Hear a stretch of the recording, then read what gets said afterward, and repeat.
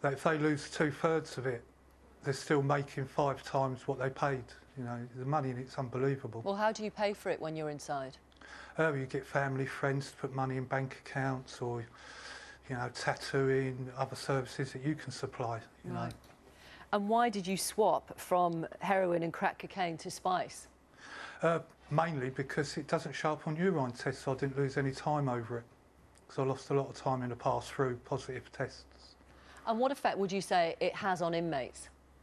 The psychosis side of it's the worst thing, with people just passing out, falling downstairs, and the debt side, you know, people are getting around shutting doors over like 50 quid because, you know, the violence makes sure people pay. Right, so the violence emanates from the fact that people need to be paid for delivering the spice to fellow inmates, is rather than the effect of the drug on someone making them violent? It depends, because I know people with mental health issues, and when they take spice, they become very violent, antisocial. You know, it depends on your chemical makeup, really. Right. And how much do you think you took? Oh, I used to smoke at least 2-3 grams a day, every day. What effect did it have on you? I don't know, it makes me very antisocial.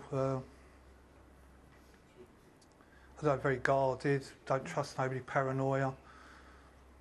And now, do you take it now you're on the outside? No, I haven't touched anything in a long time now. Okay. So I went through the RAP programme in prison. Right, well, we'll talk to Mike from the organisation RAPT in just a second, but Mike, Rolfe, I mean, you say this is at pandemic proportions. Yeah, I mean, the prisons are absolutely flooded with it at the moment. We're hearing these problems are absolutely everywhere. We've got the same problems in Scotland, Ireland, private sector jails, public sector jails. But if people are chucking it over the walls, I mean, that's not that difficult to pick up from a prison officer's point of view, is it? No, you're right, but the resources have been cut quite drastically within prisons. What we've had is year-on-year budget cuts. We've had major efficiencies across the services, and it's all right putting policies in place. You actually need to put the resource to be able to manage that policy as well. So what impact is it having inside a jail, and why should people who are watching, who are law-abiding citizens, be actually bothered if inmates are taking spice? Well, they should be bothered, because actually what it's doing is stopping people being able to rehabilitate effectively. So by the use of spice, what they're doing is they're creating a violent atmosphere within prison. They're creating gangs. There's a massive trade of illegal NPS substances that are coming into prison, and so that's creating more criminality within a prison environment. And actually, that's not helping anyone to rehabilitate. So when they're getting released, they're keeping these addictions. Well, Dan's not. He's off the stuff now. He's out. And I'm very pleased. It's better for him to not be in jail, in terms of that addiction and the effect it's having on him and others. Of course, but it is much more cheaper to pick the substances up in the outside world than it is in prisons. It's up to 18 times the cost it is on the street value inside a prison. Right. Mike, the effect of spice on people, I mean, Dan's just given us a little bit of an insight. What would you say? Yeah, I'd back up what Dan's saying. We're seeing a lot more of spice in prisons, a lot more people presenting for our treatment services, but also a lot more serious incidents, so violent incidents or emergency hospital admissions related to the use of spice. So it's grown in our experience about 6 or 7-fold in the last year. OK. And I think it's probably worth saying, what exactly is spice? Well, I'm afraid it's not an easy answer. It first came into prison as something that was chemical constituents that mimic the effects of cannabis, strong cannabis. So it's a colourless liquid that was sprayed on plant material. But spice is now a generic name to call for anything that's chemical inside a prison, so it's that vibrant a market. OK. In terms of the solution, Mike from the Prison Officers Association, Mike Rolfe, are you saying simply we need some more money, we need some more prison officers? Yeah, I mean, that's part of the solution, but we also need to get the message out to prisoners of the harmful effects of spice. I mean, spice, by the probation report that was released last year, there's been up to 19 deaths associated to it. I'm personally aware of major violent incidents that have gone on with establishments. I've had colleagues that have been retired as a result of assaults from inmates that have become paranoid whilst using spice, and I've also took many prisoners out to hospitals, so it's not just the resource on prison that's been affected, it's the wider community as well. So prison officers, when a prisoner has been using spice or NPS in prison, we're having to take those people out and into the hospitals, and that's creating a massive cost to the wider society. OK. Thank you, gentlemen. Thanks very much, Dan. Thanks. /news. Krishnan. Now, prison officers have returned to work following a 24-hour protest after the government won a High Court injunction to halt the action, which it argued amounted to an illegal strike. Up to 10,000 prison officers in England and Wales stopped work, protesting at what they said was a surge in violence and a meltdown in the prison system. The protest brought a number of court cases to a standstill, including the trial of Thomas Mair, who's accused of murdering the MP Joe Cox.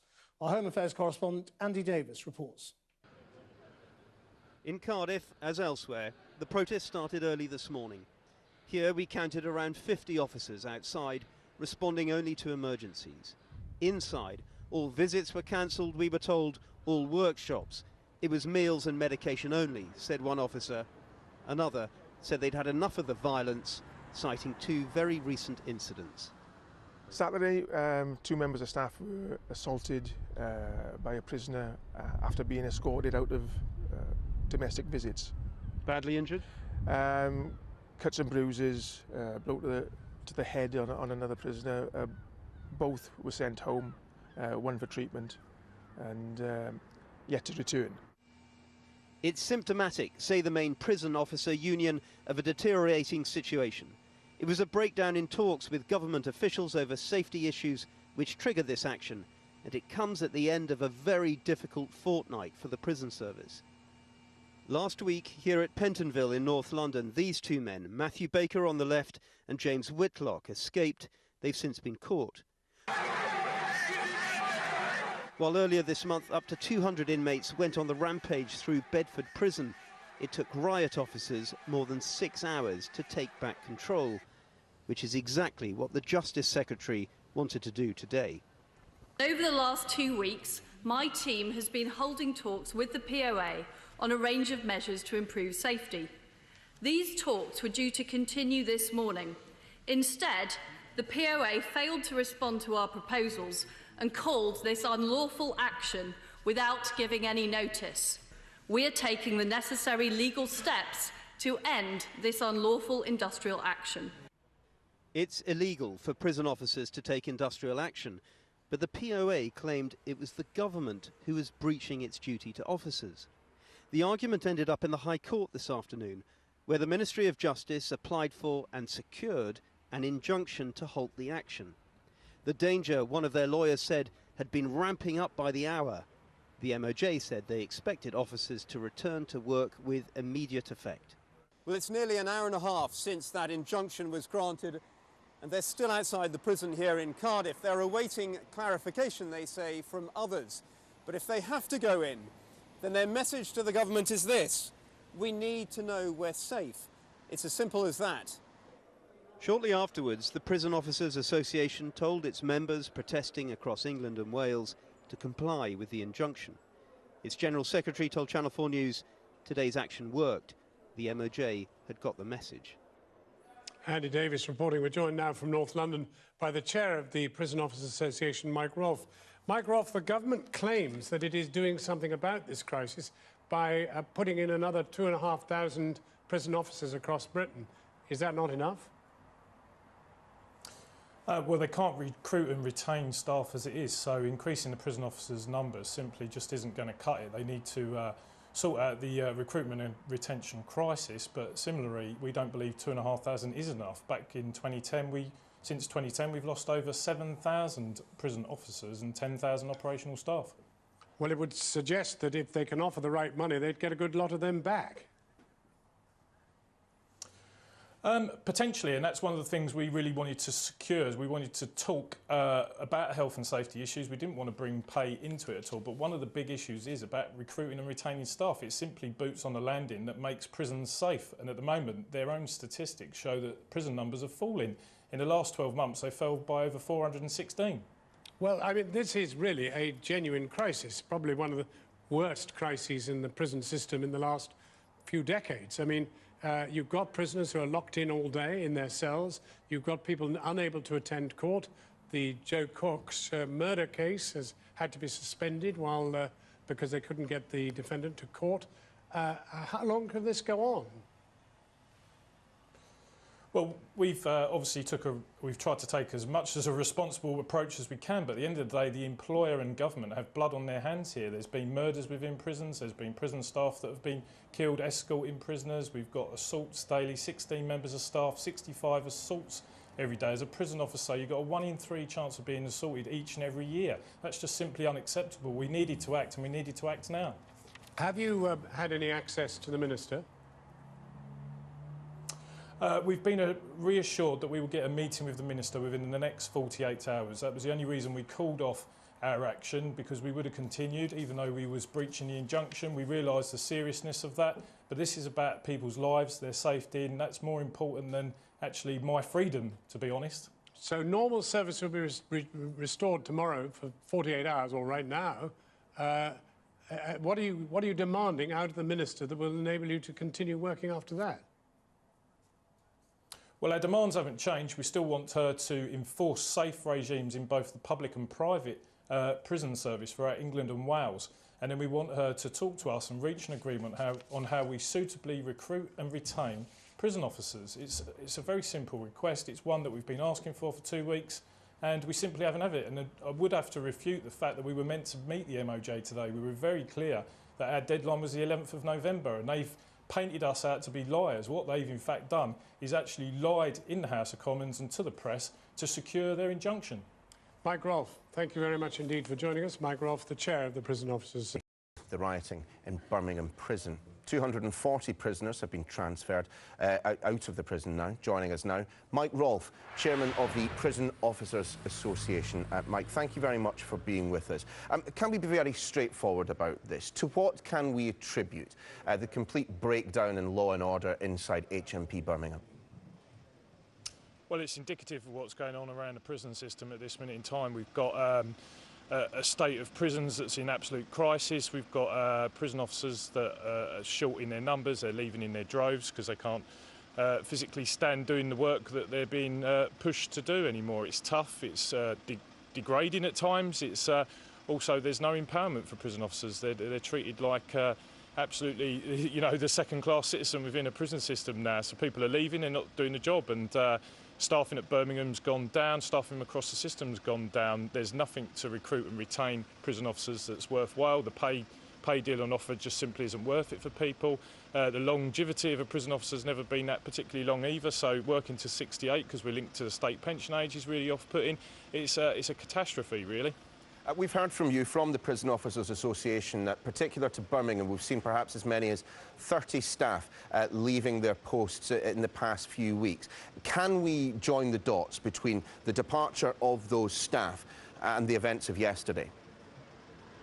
Yeah, absolutely. I've been in contact with the local branch committee at HMP Birmingham, and what they're telling me is that the levels of staffing they're meant to use to unlock on the wings, an SO on 5 on some of their larger wings holding perhaps 200 prisoners, they've actually been doing that with an SO and 3 for the last few weeks, so a senior officer and just a couple of staff or 3 staff, so they've been really short of staff, and that's exacerbated the situation. So why, if you've spoken to the branch office, why have those 30 decided that this is not the career for them? I mean, very specifically, the reasons patent to this one particular prison. We can broaden out the discussion in a second. Well, Birmingham took on the contract. When they took on the contract, Birmingham G4S, sorry, at Birmingham, it was an onerous contract, which meant that they projected that they would start making a profit over a period of time. So for the first few years, they expected to make a loss on Birmingham Prison. So what they've done is they slowly pushed out the old staff who earn the higher levels of pay, and they've had to pay people lower to make it a profitable contract. And of course it's now into profit, and we've seen what you reap from trying to race to the bottom, so to speak, and make a cheap prison service and make profit from it. A little earlier, we spoke to a representative from the National Offender Management Service, and without meaning to suggest that he was being blasé about the situation in HMP Birmingham, he did appear to suggest that, yes, there were staff shortages, that was an issue, but all it means is that staff from other areas of the prison service can be transferred in to help. I mean, is that your understanding of how situations such as this are dealt with in the prison service? Absolutely not. I mean, this has been mishandled from the very top for a long period of time, and we've been calling for a long time for those people to actually sit up and listen to the problems that have led to this culmination of a recent spate of riots, and we fully expect there to be more incidents ongoing until they seriously address this issue. And I know I've watched what Mr Spur had to say and the additional funds that have been found, and whilst that's welcome, it's simply not going to turn the situation around. Continuing to withhold pay and pension, issues for staff to try and recruit and retain people. Who would want to do this job? Honestly, you watch it on TV, who would want to come and work in the prison service now? And, you know, they need to actually listen to the real issues, put real tangible offers forward that are going to turn this situation around. They simply aren't doing that at this minute in time. I mean, forgive me the pun here, but with the lag factor between hiring someone to serve as a prison officer, then the training that they obviously have to go through before they end up in a prison actually doing the job, I mean, how long will it take, in your estimate, before prisons can be run properly in England and Wales?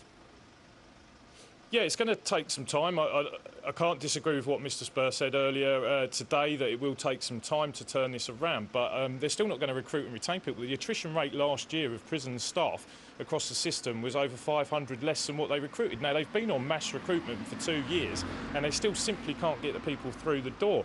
They're also attracting people that are looking at it as a stopgap because of the levels of pay, so until they find another job, and not necessarily going to be committed, experienced people, and you need committed, experienced people to be able to work with prisoners to help them turn their lives around, but also to have a safe working environment, because you need that staff to prisoner relationship, and that's quite clearly broken down at Birmingham. And you know, the prisoners decided to take control of the place. That simply can't please the public. It certainly doesn't please me as a prison officer still serving as well, because I want to see our service doing the best job that we can and trying to reduce that 15 billion year-on-year costs that we're causing to society, and you simply can't do that unless you get the basics in place, and they're still not listening to us. The basics are still not in place, and we're going to continue to see issue after issue until they get this resolved. What would you say to those who suggest, look, the money simply isn't there for the prison service? Isn't it time for us to cut down, you know, on free association time, keep these criminals in their cells for 22, 23 hours a day, cut back on the amount of money that we're spending on food and other forms of entertainment, you know, try and find savings within the prison service rather than spending more money on it? Well, it's true that there's been appeasement over a period of time, but that has been due to the reduction in staff numbers. What the prison service has done is reduce numbers of staff working with prisoners, and instead they've tried to appease prisoners by giving them PlayStations, TVs, wearing their own clothes, and more free access to things. And of course, this has led to a status position change with prisoners. It is true prisons need to be disciplined. Prison officers need to be in control, and they need to be supported to do that. But just simply locking prisoners up isn't going to work either. We need to be able to offer those prisoners the opportunity to turn their lives around. Not everyone wants to do that. The current system isn't set up to approach that correctly. What you currently got is an allocation of prisoner like A, B, C, D, and they're sent to a jail that particularly matches that categorisation. But what you need to look at is prisoners that want to progress through prisons, those that don't, and those that perhaps will do with some interventions. And that doesn't happen at this minute in time. We put all prisoners into one type of prison and then just filter them to another one. And of course you get the bad mix with the good mix, and it simply makes it very difficult to turn anyone's life around when you're dealing with the bad people all the time, because they're the ones that come to the fore within the prison environment. An interesting proposal and perhaps a discussion for another time. Mike Rolfe, Chairman of the Prison Officers Association, thanks very much for being with us. Lucky them. Right. Before we hear from them, let's talk a bit about Rochester Prison, because staff at Rochester Prison in Kent have been accused of doing nothing when faced with inmates under the influence of drugs. A report by the Chief Inspector of Prisons is also criticising officers at Rochester Jail about being complacent about inmates using legal highs, which have similar effects to illegal drugs. The former Chief Inspector of Prisons, Nick Hardwick, who wrote the report, said the prison had not made the progress hoped for since its last inspection in 2013. Well, Mike Rolfe is from the Prison Officers Association, and Bob Neal is the Conservative MP who chairs the House of Commons Justice Committee. We can talk to them both. Thank you both for joining us. Mike, first of all, how would you describe the problems in Rochester? Well, they're quite deep-rooted, really. It's not just isolated to Rochester. It's something we're seeing across the entire estate at this moment in time. I must start off by defending the staff at Rochester. I mean, they do a really difficult job working in the prison. It's a very tough environment. A lot of the units at Rochester only have 2 members of staff, which work with up to 60 prisoners. And that's a very difficult and austere environment to work within. Now, is that a reason then for staff apparently seeing inmates high on drugs and doing nothing about it? Well, I think you need to know that the powers that be are behind you, and that includes not only the employer but also ministers above. Now, a lot of policies have been brought into place that don't protect those staff. Those staff are struggling to try and manage the policies that are put in place without being resourced to do it. So such things such as security, so drugs are being smuggled over the wall. At places like Rochester, they're being chucked over the wall. There's no staff to search the outside area. Those parcels then make it back into prisoners' cells where they're distributed out to other prisoners, and there's no staff to search those cells. So it's very easy to blame the staff that are working within that area not being able to tackle it. But then if it's not resourced to be able to deal with the policies that are in place... But drug taking is happening, therefore, under the noses of the prison officers. What do? Do they just ignore it when they see it happening? No, there's lots of adjudications that go on at Rochester, so staff do report it. They put in security intelligence reports. They also place prisoners on report if they actually catch or find any of the drug articles on those prisoners. OK, well, let's bring in Bob Neal, Chair of the Justice Committee and an MP. I don't know if you could hear Mike Rolfe there. Yes, I could, thanks. Yes, thanks, Charlie. He was saying that prison officers need to know that they've got everybody behind them, including MPs. How do you see this?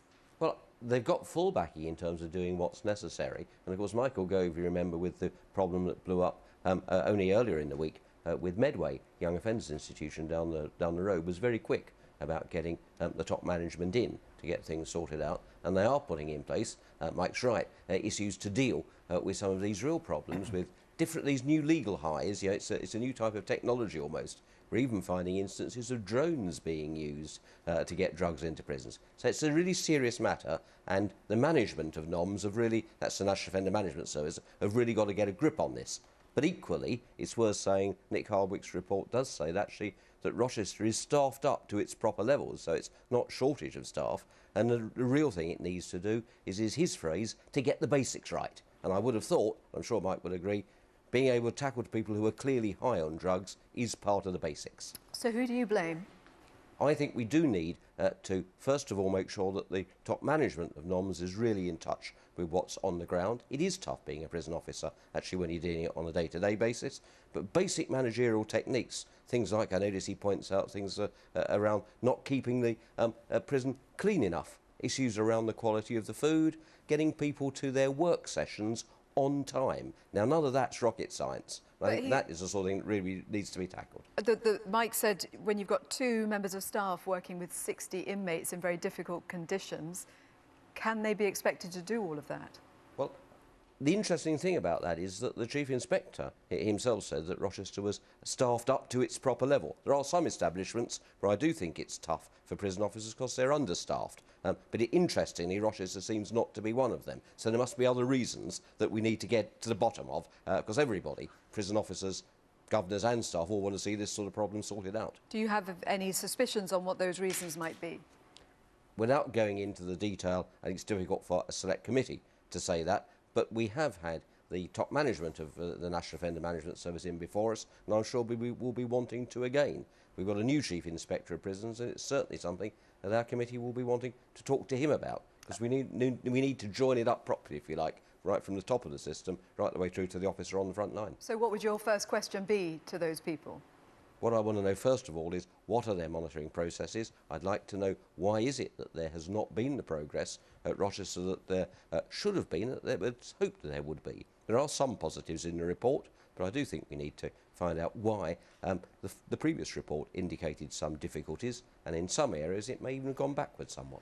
We also need to tackle this whole issue of legal highs, which is a new problem that's confronting prison staff, and they've got to have, I agree, with Mike's support to be able to deal with that. What do you say back to Bob, Mike? Yeah, I mean, I agree with with a lot of what Bob says. I mean, there is the problem with the fact that management do seem to be removed from those staff working on the ground floor now, i.e. that the top half of management are are saying all the right things, doing all the right things publicly, but they're not actually assisting those staff on the front line duties. And I think Bob has touched on that point, but I think that's a real problem. It's becoming a pandemic around prison estates that managers and staff working on the ground floor are divided. You know, you can't have someone sitting in an office ticking all the boxes, saying everything's working, when quite clear it isn't on the shop floor. You talked about legal highs being a new issue, Bob Neal. Can you understand how it is happening? I know that you sort of described the ways that they're getting into prisons via drones, whatever. Viewers might say, well, these are supposed to be the most secure places in the country.